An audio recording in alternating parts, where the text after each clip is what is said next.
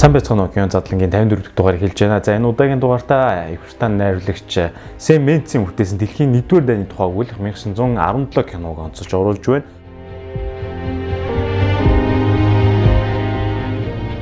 За энэ хүү кино маань бол Алтан бөмбөрцөг наадмаас шилдэг кино, шилдэг найруулагч цаашлаад Их Британий шилдэг кино гэх мэт олон шагналуудыг хүртсэн. За ингээ хамгийн сүүлд бол Америкийн кино академийн хамгийн том шагнал болох Оскарын наадмаас шилдэг тусгай эффект, за шилдэг зураглаач гэсэн ийм хоёр шагналыг хүртсэн байгаа.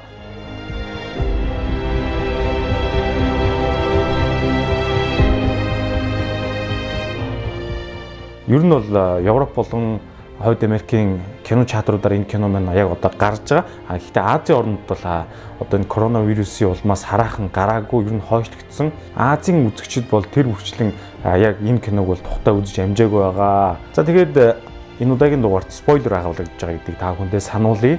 Уг киноны үйл явдал дээр юу гардаг вэ гэхээр дэлхийн 1-р дайны үед Герман цэргүүдийн занганд орсон бусад цэргүүдэд аврахаар чухал мэдээ хүргэж яваа хоёр Британи цэргийн нэг өдрийн үйл явдлыг харуулдаг ийм киногоо.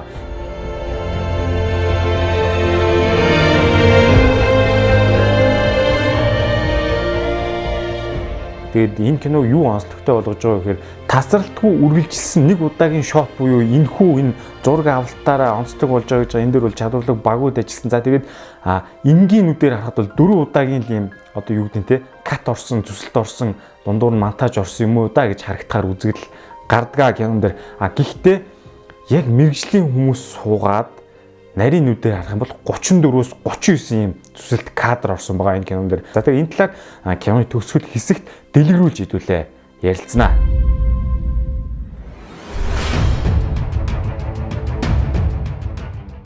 1917 кинонд ер нь л киног яаж төлөвлөдөг, зураг авалтыг хэрхэн алдаагүй сайн гүйцэтгэлтэй хийдвэ гэдгийг харуулсан ийм сайхан кино. Ер нь бол нэх гүн гүнзгий утга санаа бол байхгүй. Зүгээр тийм сайхан дайны сэвтэй кино үзээд гараа ихэд л харамсахааргүй кино. Түүхэн талаас бол 1917 оны 2 сарын 9-өөс 3 сарын 20-ны хооронд Франц улсын нутаг дэвсгэр дээр болсон одоо энэ Германы арим Хинденбургийн шугамыг хамгаалах шинэ байршил эзлэх тэрхүү тулаан буюу одоо түүхэнд үлдснээр бол Элбричийн ажиллагаа хэмээх энэ үйл явдлаас сэтгүүлсэн. За тэгээд тиймээс тэр үеийн байлдааны түүхэн зургийг харж одоо энэ production design бол маш сайн хийгдсэн. За яг цэргийн төвчд бол одоо зарим алдаатай зүйлүүд нэлээд хитэд байсан хэмээн дурдж байсан. Зарим зүйлсээр бүр түүхийг гуйлчжээ хэмээн маргаж байгаа харагцсан. Гэхдээ энэ бол одоо уран сайхны кино, баримтат кино бол биш. За ингээд гол дүрүүдэд Дин Чарлз Чапман, Жорж Маккей гэдэг энэ хоёр залуу хүн жүжигчин тоглосон. За жүжигчин Дин Чарлз Чапман бол одоогоор дөнгөж 22 настай гэдэг чинь одоо 97 он төрсэн гэсэн.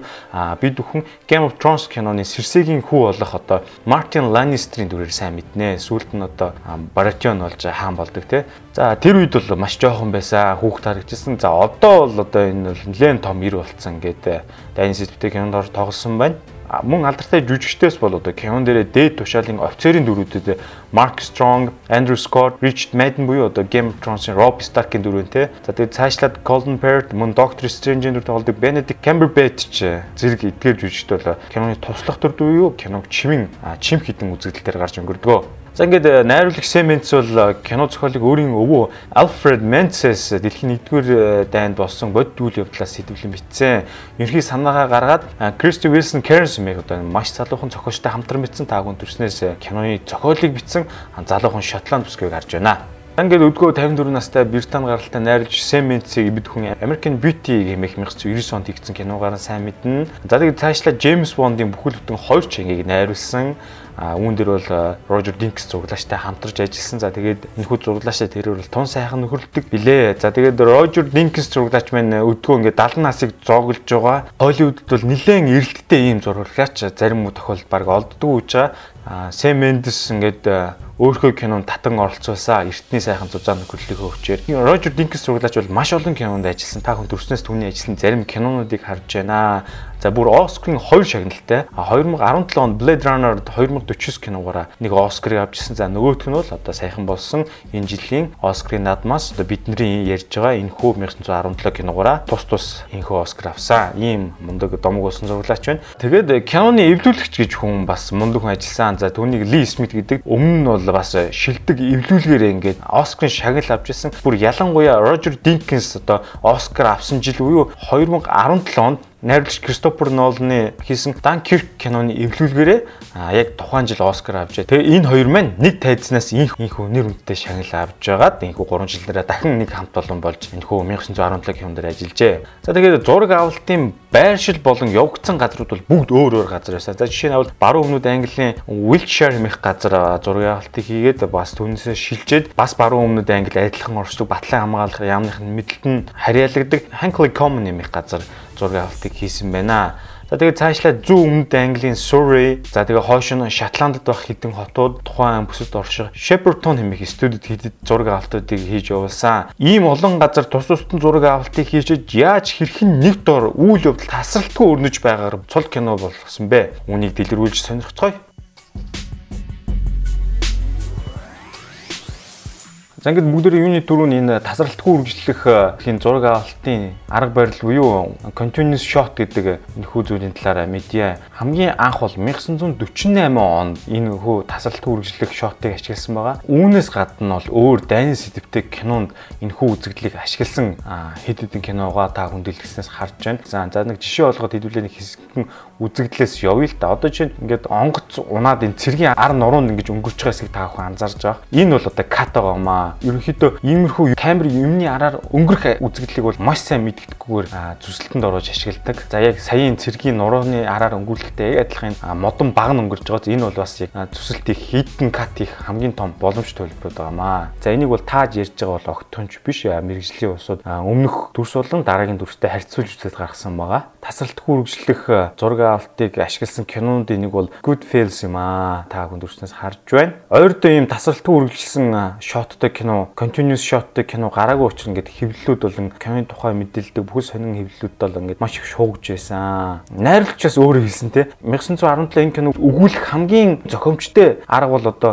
тасралтгүй үргэлжлэх энэ зураг авалт байсан гэж найруулагч өөрөө дурдчихсэн. Зүгээр энгийн монтажтай бол энэ бол жирийн дайнтай кино болоод хүмүүс сонирхгүй орхигдох магадaltaй гэж тэрээр дурдж байсан. За тэгээд 1917 киноны зохиол буюу скриптийн хамгийн эхний нүүрэн дээр бол ингэж бичсэн байгаа. Тасралтгүй үргэлжлэх зураг авалтаар шийднэ гэдэг. Тэгэхээр энэ бол зохиол бичиж эхлэхдээ хүртэл ингэж нэлээд төлөвлөсөн юм байна. Red Dead Redemption гэдэг компьютер тоглоом байдаг. Энэ киноны тасралтгүй үргэлжлэх энэ шотоос бол одоо найруулагч маань санаа авч кино бүтээх өнцгөө олсон гэж ярьж байсан. Ингээд найруулагч Сэм Мендсийг хүүхэд байхад нөгөө ингээ байн гараа аваадаг байсан юм байна. Тэгээд жоохон хүүхдтэй чинь сонирхолтой санагдаад ааваас асуусан гэж өвөө яагаад ингээ байн гараа аваад юм бэ гэсэн чинь аав нисгэж байгаа. За өвөө нь бол цэрэг байсан. Тэгээд тэр дайнд явж исэн үе бодглохлоор ингээ байн гараа аваадаг ч юм. Тиймэрхүү утгатай тайлбарсан гэж байгаа.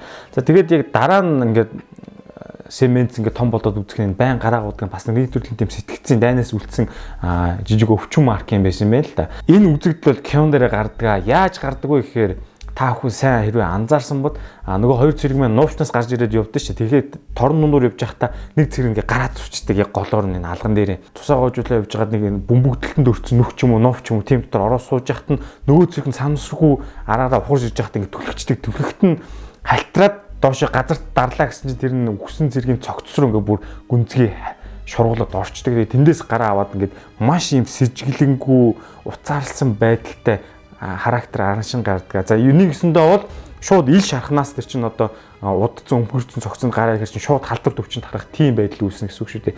Энэ байдлыг кинон дээр яг ихний үзэгдэл дээр та бүхэн харнаа. Тэгээд энэ нь юу өгүүлж байна гэхээр түрүүний найруулагч Сэм Мендсийн хэлжсэн те өөрийн өвөө Alfred Menzies энэхүү түүхийг сонсч байсан гэсэн. Тэгээд тухайн үед нь яагаад гараа аваадаг байсан бэ гэдэг нь одоо энэ зүйлтэй холбоотой байгаа гэж яг харж байна. За ер нь бол зураг авалтыг бол энэ Steadicam гэж ярьдаг те биен дээрээ залгаа авдаг энэ дүрс тогтворжуулагчаар авсан байгаа. Энийг бол голцоохон шуудан дотор явах зураг авалтууд хэрэгэлсэн. За мөн цаашлаад RA3-ийн хэмээх энэхүү төхөөрөмжийг бол энэ машинтай бүхээгийн үед л хэрэгэлсэн байгаа маа. Энэ хоёр хоорондоо харахад адилхан байгаа боловч дотроо техникийн эргономик байдал нь бол хоёр өөр зарчимтай байгаа. Эрхий зурлаач Roger Deakins маань RA-Alex Mini хэмээх энэхүү камераар бүх зураг авалтуудаа хийсэн байгаа. За та бүхэн дүрснээс харж байна. ихэнх үед 40 мм-ийн линзээр ингэж зураг авалтыг хийжээ. Зарим юм дотор үзэгдэл төр бол 32 мөн 35 мм линзийг ашиглаж исэн. Гадаа үзэгдэл төр бол дан 40 мм-ийн линзээр хийсээр зураг авалтыг тусгасан. Та бүхэн анзаарж байвал жалганаас гараад дээшээ өксгöd нэг юм тасарсан гар аваад энэ бол одоо чинь үзэгчдийг анхаарлыг сарниулах үзэгдэл гэж ордог мэргэжлэлтэй. Үзэгч хүн энэ гаранд анхаарал сарниусаас яг энэ шорооны ардуур камер ороод мэддэхгүй энэ edit cut явсныг бол анзаардаг юм аа.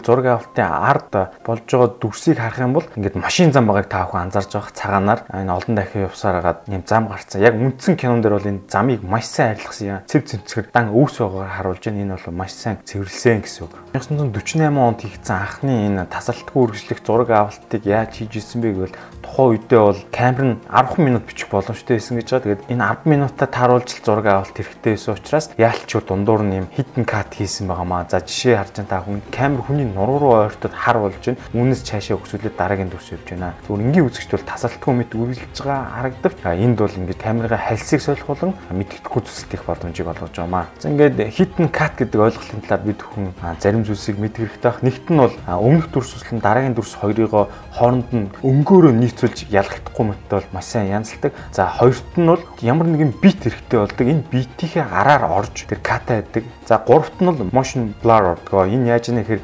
камерыг хурдтай хил тийшээ савлуулж эргэх энэ үзэгдлийг хийж байгаа. Энэ хооронд нь бол hidden cut орсон байдаг. За дүрснээс та бүхэн илүү дэлгэрэнгүй харж болно. Ингээ та бүхэндээ энэ hidden cut буюу үл анзаарагдах монтаж ямар байдлаар явдгийг л ойлгуулах гэдэг юм шүү. Өөр кинон дээр continuous shot буюу энэ тасралтгүй үргэлжлэх зураг авалтаар хийсэн бусад кинонуудыг харж байна. Нэг цагаас дээш үзэгдэлтэй кинонууд байгаа.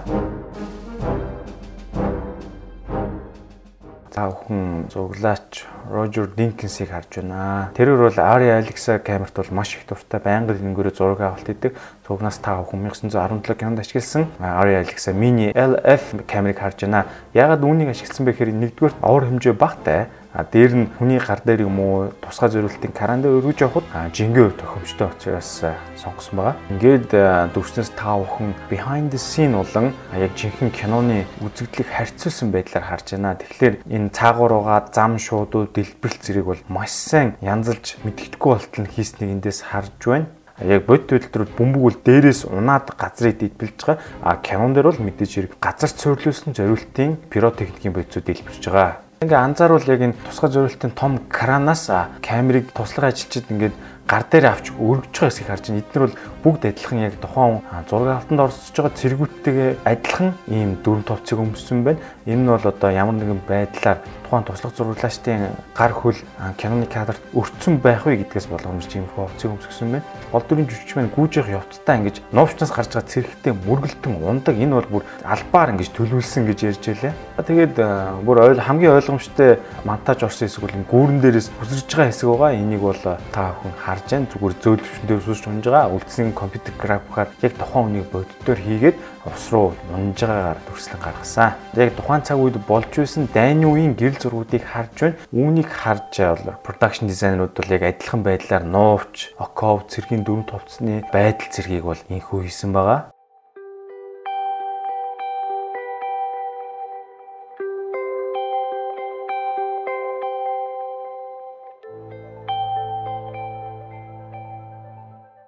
Тэгээд та бүхэн анзаарвал зураг авалтан дээр бол яг буурал үстэй Roger Deakins зураглаач маань тэр хүрчлэн яваад байхгүй. Тэгсэн мөртлөө яагаад зураглаачийн шагналыг авчваа гэж зарим хүмүүс асууж байсан. За энэ бол Roger Deakins зураглаач маань яг зураг авалтын бүхий л бодол арга техникүүдийг түүний санаа бодлоос уран гарч байгаа учраас ялч байхгүй. Ерөнхий зураглаач гэсэн алдрыг хүртэн зүгээр өөрөө бол мэдээж хэрэг дал гарцсан юм хүн учраас тэр болгон камер зүг яваадах боломжгүй туслах зураглаачууд бүгд түүний заавар зөвлөгөөний дагуу энэхүү зураг авалтуудыг хийж байгаа. Ер нь бол их зураг авалтуудыг тийм үлтэй бүрхэн өдөр хийсэн. Яг бол кино маань юм дайнд ажинтай үегаа учраас хасайг утаа май тавьсан байгаа. За тэгтэл яг зураг авалтын үе зарим өдөр ингээд үүлгүй цэлийсэн сайхан нарлаг өдөр гараад ирдэг гэж хэлчихсэн. Тэгэхээр энэ өдрөл зураг авал тэр чигтээ өнжөө зогсдог байгаа. Үйл гарахыг бүгд хүлээдэг. Тэгээд хоромхон зурныг хэсэгэн үйл гарангууд бүгд яарвчлан маш ургаагаар зураг авалтанд оролцож байсан юм. Нэг зураглагч манд өрдөж байсан. Тэгэхээр энэ бол одоо хувь хүнээс биш байгалаас шалтгаалсан иймэрхүү үзэгдлүүд гарч ирсэн байна. Урт хугацаагаар зураг авалтыг хийж байгаа учраас дан ганц хүн дээр энэ докторжуулагч төхөөрөмж камертай хамт бариад явах бол дийлэх боломжгүй.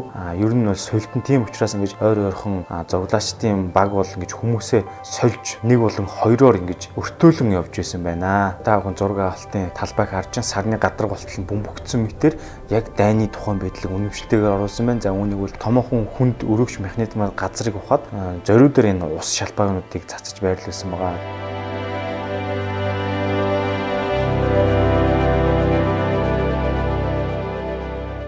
За тэгээд дүрснээс харж тэнд ногоон өнгөтэй хоёр том кран аваад энэ кран хоорондоо энэ тороос утас татаа тэр тороос утасаар нь кабель кран явуулж энэхүү дүрсүүдийг авуулсан байгаа. Зарим хүн дагаж явах боломжгүй газруудад нь одоо чинь усан шууд ч юм уу те. За ингээд Steadicam болон R3-ийн хэмээхийн төхөөрөмжүүдийг ашиглан зураг авалт хийж байгаа үзэгдлүүдийг харж байна. Та бүхэн дүрснээс харж энэ маш том юм сүм кинонд шатж байгаа үзэгдэл гардаг. Тэгээд үүнийг хийхэд тулд олон юм гэрлэр юм цанхаг маркын барьсан бамаа. За тэгээд кино production баг бол бүхэлд нь 1 майл гаруй юм цэргүүдийн нуугч буюу энэ усан шуудыг хийж гаргасан байлээ. За энэ нь бол одоо монголоор бол 1.5 км гэсэн үг. Кино бол 100 сая гаруй долларын хүртээр бүтсэн. Энэ бол бас өндөр төсвөтэй кинонд орно. Ашигын хувьд бол яг одоогийн байдлаар нийтэд дэлхийд дахинд бол 260 гаруй сая долларыг олсон байлээ. Маш олон хүн ингээд давшилтанд ороод гүйж байгаа хэсэг харагдаж байна. Энэ бол зөвхөн нэгэн кадр зориулж олон тохиолдолд давтаавсан байгаа.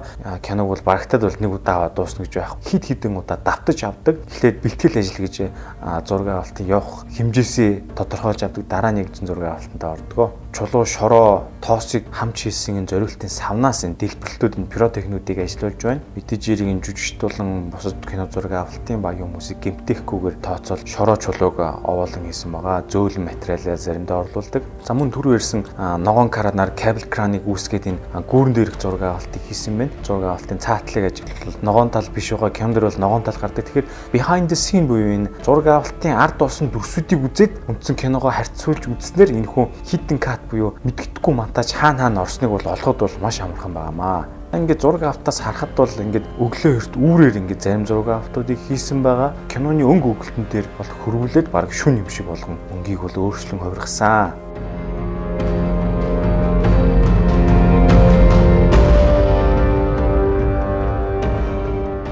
Ихэнх зураг авалтууд бол гадаа явагцсан. Үүнээс гадна студ дотор зураг авалт болсон гэж би дээр дөрвжсэн. За тэгээд тэр студ дотор бол нөгөө нэг дээд удирдлагын командлагч нар нь хоёр офицерт нэг даалгавар өгж байгаа үзэгдлийг ингэж авсан байгаа. Кинон дээр бол ингээд оков новчонд орж байгаа байдлаар харагддаг. Гэхдээ үндэ бол энийг бол зориултын зассан павильонтой студид авчээ. За ингээд зураг авалтын ард байгаа энэ дэлгэснээс зарим мэдээллийг бол хангалттай авч байна. Киног бол 40 мм-ийн линзээр бичсэн байна. За тэгээд 4.5К-гийн хэмжээтэйгээр RAW дүрсийг инхүү бичиж авсан байна. 1 секундэд бичих кадр буюу секунд фрейм нь 24-ээр авсан байна. Гэх мэтчлэн иймэрхүү зүйлүүдийг бол энэ мэдээлэл дээр харж болно. Цэргийн машинтай үзэгдэл гардаг хэсгийг харж байна. За энэ дээр бол камер цэргийн машин дотор нь яг дагаа сууж явж байгаа юм шиг бидэнд харагддаг. Гэвч үнэндээ бол цэргийн машины кузов капотыг янзлаад хажууд нь бүр нэмэлтээр жижигхэн тавцсан засаад тэн дээр нь зуглаас сууж явсан байдаг. Найруулагч зурлаач хүмүүс киноныхаа санаа хэцийг дахин ярилцж байгаа үзэгдэлд харж байна. Тэр цаатлын модон дээр бол даалгавраа биелүүлж дууссан цэрэг маань сууж амардаг мод харагдаж байна. Тэр энэ бол киноны төгсгөлээс гардаг. Найруулагчийн наалталтайгаа нүдэн шилдэг бүсгүй бол би түрүү дээр дурдсан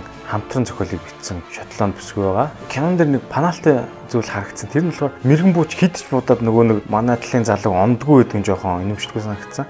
Ямар ч мэрэгэн бууч бол ингээд нэг юм уу хоёр будал дээр нам унагдаг ихэнх дайны кинон дээр. Энэ хүн дээр бол ерөөсөө оноогүй өөрөө хүчдэг нөгөө герман мэрэгэн бууч маань тийм үзэгдэл гардаг. Киноны production design буюу зураачийн ажлуудыг сонирхуулъя. Энэ бол киноны 3 том тулгын чулууны нэг байгаа.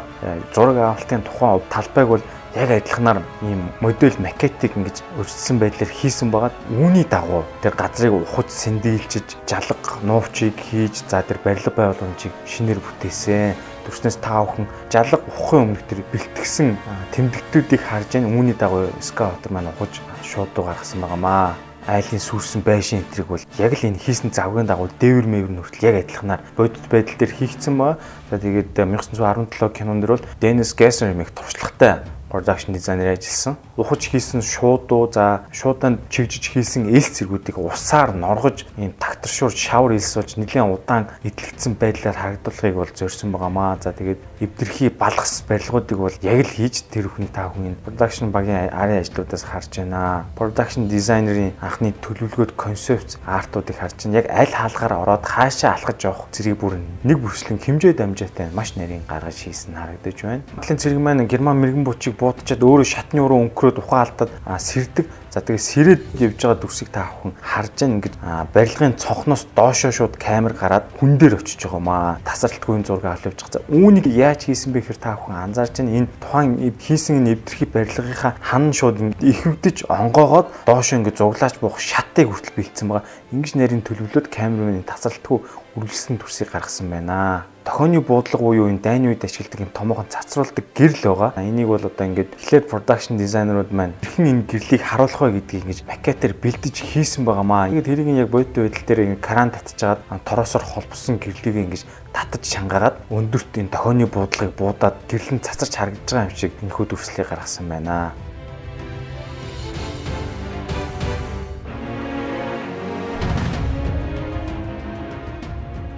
За ингээд бүгдээрээ үргэлжлүүлээд хаана хитэн кат буюу энэ мэддэхгүй монтаж орсныг харъя. За жишээ нь бол ингээд цэрэг явж байгаа энэ ачааны араар бол энэ бол нэг кат орсон байгаа. Энийг зориулж кат хийгээд бол төлөвлөж ингэж урдуур нь цэргүүдийг өнгөрүүлдэг байгаамаа. Өндөр түвшинтэй офицеруудын ко буюу нуувчнаас гарч байгаа үзэгдэл бол энэ дээр бол кат орсон байгаа. Яг бол хэсэг харанхуй дүрс гарч байгаа. Энэ бол одоо монтаж орох хамгийн боломжтой төлбөрөд олонний дундуур ингээд сүлжилт гарч байгаа хэсэг нь цаатлалын цэрэг бол хаана яваад байгааг бас анзаардахгүй нүд ирээшлээд өнгөрч байгаа. Энэ дээр бол бас нэг кат орсон байгаа. Яагаад ингэж кат хийж нээг бол зарим камер тоног төхөөрөмж болон хувь хүний хувьд ч гэсэн энэ бол тасралтгүй 2 цаг ингэж нэг дор явах гэдэг бол боломжгүй. Тийм учраас тухайн дүрсээ хуулж авах, картаа солих, батарейг солих гэх мэтчлэн тухайн үзэгдэл сайн болоог бол дахин давтах гэх мэтчлэн иймэрхүү хитэн кат буюу мэддэхгүй монтажууд бол зайлшгүй орж байгаа. Шатсан модны араар өнгөрч байгаа хэсгийг та бүхэн харж байгаа. За энэ бол бас яалч байхгүй. Нэг дараагийн бас нэг кат байгаа. Мод банцны доогуур гарч байгаа хэсгийг та бүхэн сайн анзаарвал энэ бол бүр ойлгомжтой кат орсон байгаа. Хөдөлгөөн нь арай өөр харагддаг.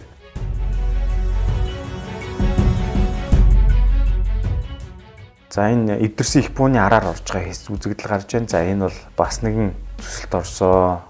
Нурж унсан чулуун хашааны араар орж байгаа хэсэг бол бас нэгэн кат байна. Тэгэхээр та бүхэн энэ юмны араар орж байгаа хэсгүүдийг кат гэдээ ойлгочиход болно. За энэ машин сууж байгаа цэргийн араар орж байгаа хэсэг бол бас нэгэн кат байна. Машинаас бууж үлдсэн цэрэг хажуу тийшээ харахад нь энэ ногоон тал балгацууд харж байгаа усан сувгтай. Энэ бол бүр ойлгомжтой кат байсан. Яг бол behind the scene дээр нөгөө тал дээр нь ийм ногоон зүйлэг зам байгаагүй өөр зүйлээс. Тэгэхээр энийг бол компьютер графикаар илүүсэн гэдэг нь бол тун ойлгомжтой.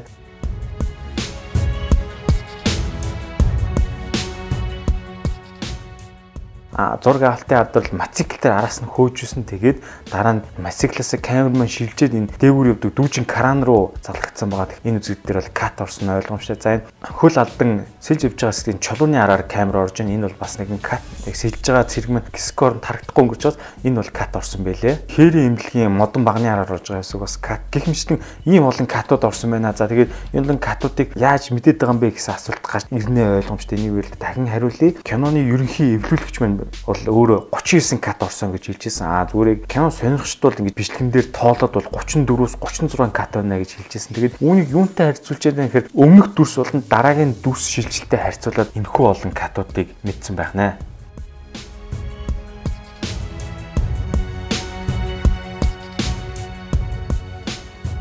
За ингээд 1917 киноны талаар та бүхэндээ багахан ч гэсэн ойлголт өгсөн байх гэж найдаж байна. Ингээд кино задлангийн 54 дахь дугаар энэ төрөд өндөрлж байна. Дараагийн дугаар хүртлээр түр баяртай.